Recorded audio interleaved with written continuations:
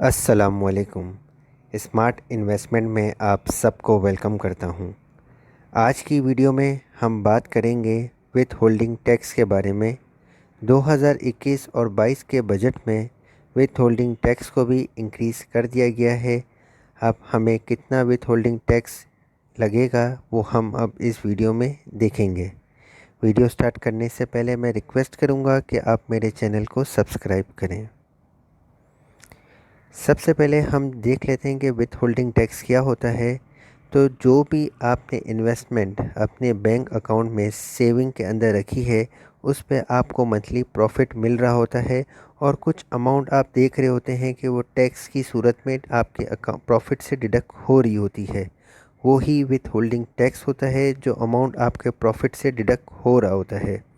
अब मिसाल के तौर पे अगर आपकी इनकम 5 लाख से कम है तो पिछले साल उस पे 10% डिडक्ट हो रहा था अगर आप फाइलर थे, और अगर आपका 5 लाख से ज़्यादा इनकम थी तो उस पर 15% डिडक्ट हो रहा था फाइलर के केस में।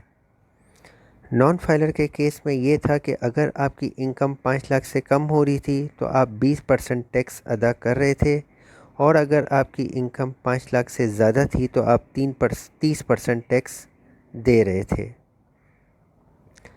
विथ होल्डिंग टैक्स अब फाइलर के लिए 2021 और 22 के अंदर जो चेंजेस लाए गए हैं वो ये है कि अगर आपका अब इनकम 5 लाख से कम है तो आपका टैक्स परसेंट बढ़ाकर 15% कर दिया है, और अगर आपका 5 लाख से ज़्यादा है इनकम तो अब आपको 35% टैक्स अदा करना होगा।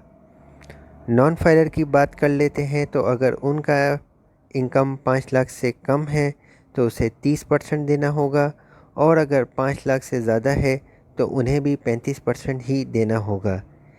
2021 और 22 के बजट में फाइलर और नॉन फाइलर का अगर इनकम 5 लाख से ज़्यादा होगी तो उसका जो परसेंटेज है टैक्स का वो दोनों का सेम रखा गया है, और वो है 35%। Thank you for watching. Kindly आप मेरे चैनल को सब्सक्राइब करें, लाइक करें और बेल के आइकन पे क्लिक करें।